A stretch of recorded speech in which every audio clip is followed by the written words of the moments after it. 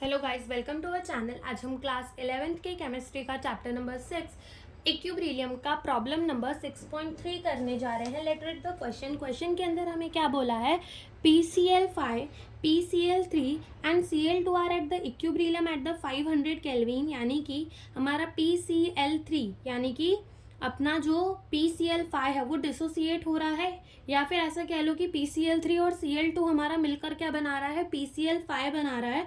तो वो इक्विलिब्रियम में कैसा है, 500 केल्विन पे वो इक्विलिब्रियम पे है एंड हैविंग द कंसेंट्रेशन। और अभी हमें सबकी क्या दे दी है, कंसेंट्रेशन। और हमें बोला क्या गया है, हमें बोला गया है calculate the Kc for the reaction, यानी कि इक्विलिब्रियम कांस्टेंट जो है वो हमें कैलकुलेट करने के लिए कहा है। तो देखो ये क्या कह रहे हैं कि जो हमारा PCl5 है, ठीक है, वो क्या बना रहा है, PCl3 और क्या बना रहा है, Cl2।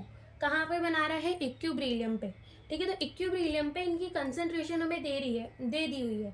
इक्विलिब्रियम में क्या होता है, rate of the forward reaction equal हो जाता है rate of the backward reaction के, यानी कि जो PCl5 से PCl3 और Cl2 बन रहा है वो बराबर हो जाएगा PCl3 और Cl2 को मिलके PCl5 बनने के लिए, ठीक है। यानी कि जितना हमारा PCl5 टूटकर ये दोनों बना रहा होगा उतने ही ये जुड़कर क्या बना देते होंगे, PCl5, यानी कि हमारा इक्विलिब्रियम आ चुका है।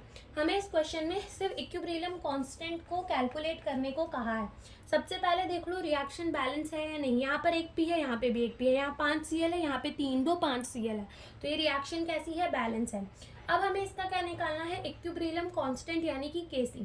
तो ये कैसे निकालते हैं, प्रोडक्ट अपॉन में रिएक्टेंट करके। तो प्रोडक्ट क्या है हमारा, देखो पहले है PCl3 और क्या है अपना प्रोडक्ट Cl2 अपॉन में रिएक्टेंट क्या है हमारा PCl5। PCl3 की कंसेंट्रेशन हमें इक्विलिब्रियम पे क्वेश्चन पे कितनी दी हुई है, 1.59। Cl2 की कंसेंट्रेशन हमें कितनी गिवन है, 1.59 अपॉन में PCl5 की कंसेंट्रेशन हमें कितनी गिवन है, 1.41। कहाँ पे गिवन है, ये सारी कंसेंट्रेशन हमें क्वेश्चन के अंदर गिवन है, इक्विलिब्रियम में ये कंसेंट्रेशन होगी।